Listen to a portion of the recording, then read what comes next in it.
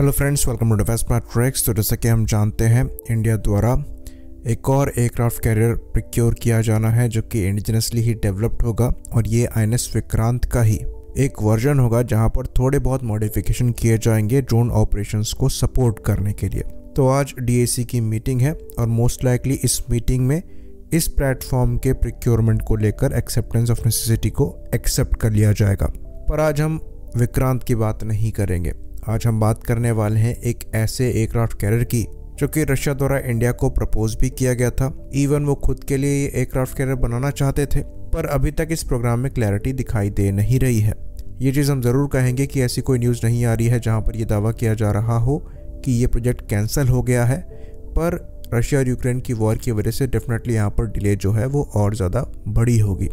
यहाँ पर हम बात कर रहे हैं रशिया के प्रोजेक्ट 2300E की, जिसे स्टॉर्म कहते हैं। तो ये रशिया का प्रपोज्ड सुपर कैरियर है जो कि 90,000 टन से 1 लाख टन डिस्प्लेसमेंट कैटेगरी में आता है। तो ये एयरक्राफ्ट कैरियर न्यूक्लियर या फिर कन्वेंशनल पार्ट हो सकता है। इंडिया को प्रपोज भी किया गया था करीबन $5.5 बिलियन की कीमत पे, और वो भी 2016 के अराउंड। बाकी 2023 के हिसाब से जो हमें INS विक्रांत को बनाने में पैसा लगा है ये अप्रॉक्सीमेटली $3.2 बिलियन से।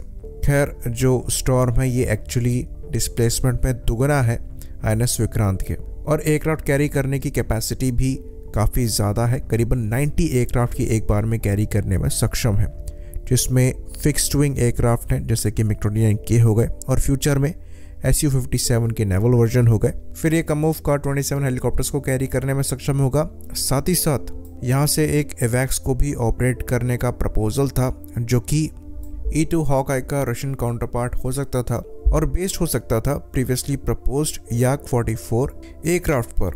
तो ये चीज़ हम आपको बता दें कि जो मॉडल शोकेस किए गए थे ये इस एयरक्राफ्ट कैरियर के शुरुआती वर्जन्स के मॉडल थे, जिसमें 2 स्की जंप को दिया गया था, यानी कि 2 रनवे दिए गए हैं जिससे 4 एयरक्राफ्ट एक बार में लॉन्च किए जा सकते हैं। बाकी फ्यूचर वर्जन जो हैं उसमें EMAS को ऐड किया जा सकता है, और ये रियलिटी भी बन सकती है क्योंकि चाइना के पास अब इसको लेकर एक्सपीरियंस आ रहा है।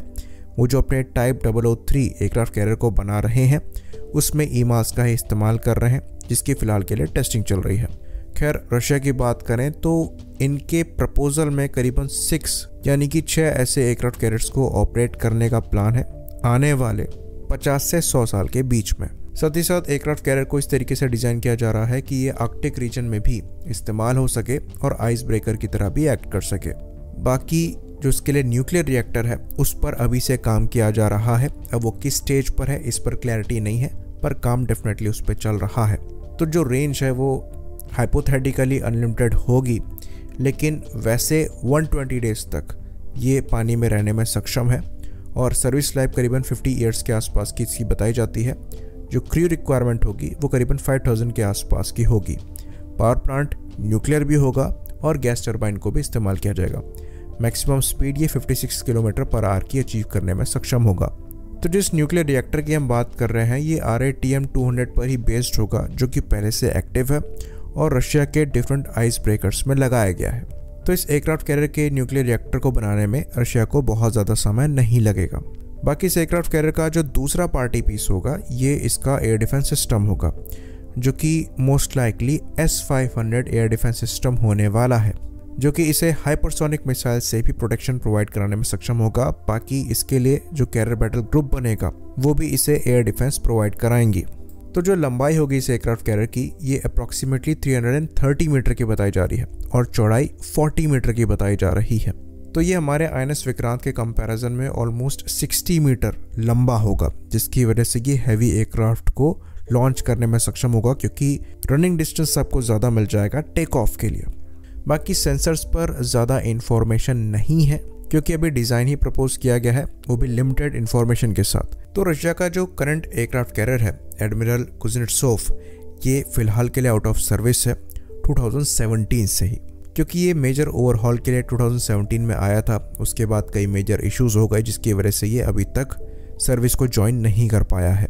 और जिस तरीके के एक्सपीरियंस रशिया को रशिया यूक्रेन वॉर से मिले हैं उसके बाद रशिया की जो डॉक्ट्रिन है वो डेफिनेटली चेंज होगी, और ये जो नए एयरक्राफ्ट कैरियर हैं इन पर रशिया का फोकस फिर से जाएगा, क्योंकि रीजन में सी डोमिनेंस प्रायोरिटी बनेगी। तो अच्छी खासी पॉसिबिलिटी है कि ये जो प्रोग्राम सुपर कैरियर्स को प्रिक्योर करने का है ये कैंसिल ना हो।